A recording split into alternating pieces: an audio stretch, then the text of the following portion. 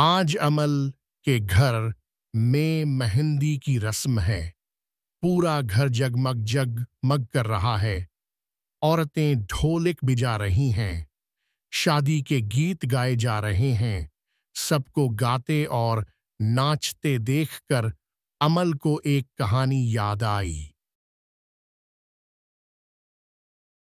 सूरत नहीं, सीरत देखो। एक दिन कबूतर ने सोचा कि क्यों न सारे दोस्तों को दावत दी जाए। मठूमया, मठूमया, मैं सब दोस्तों को दावत पर बुलाना चाहता हूं। उसने अपने दोस्त तोते से कहा, ये तो बड़ी खुशी की बात है।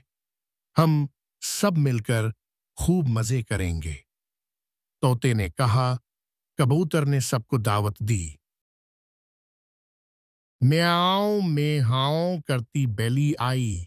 मैं मैं करती बकरी आई। टें टें टें करता तोता आया। भाव भाव करता कुत्ता भी आया।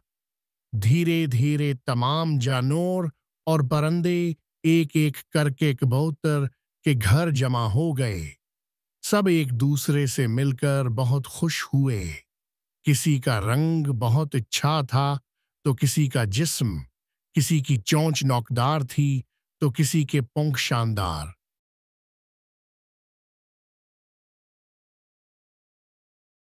कबूतर सब दोस्तों से मिलकर बहुत खुश था।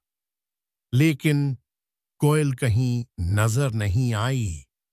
वो मायूस होकर तोते के साथ कोयल से मिलने गया। अरे कोयल रानी, तुम दावत में क्यों नहीं आई? कबूतर ने पूछा। मैं नहीं आऊंगी। मेरा रंग बहुत काला है। मेरी शक्ल भी अच्छी नहीं। सब परिंदे मेरा मजाक उड़ाएंगे। कोयल बोली। अरे मेरी बहन, एक बात कहूं, तुम्हारी आवाज बहुत मीठी है। हर एक में कोई ना कोई खूबी जरूर होती है। तोते ने कहा। इसकी बातें सुनकर कोयल दावत में जाने के लिए राजी हो गई। वो उनके साथ दावत में गई। कोयल रानी, अगर तुम एक गीत गाओगी तो बड़ा मजा आएगा। खाने के बाद खरगोश ने कहा। कोयल का गीत सुनकर सब जानवर और परिंदे झूमने और नाचने लगे। वाह वाह, क्या बात है। कितना अच्छा होता अगर मेरी आवाज भी इतनी सरीली होती।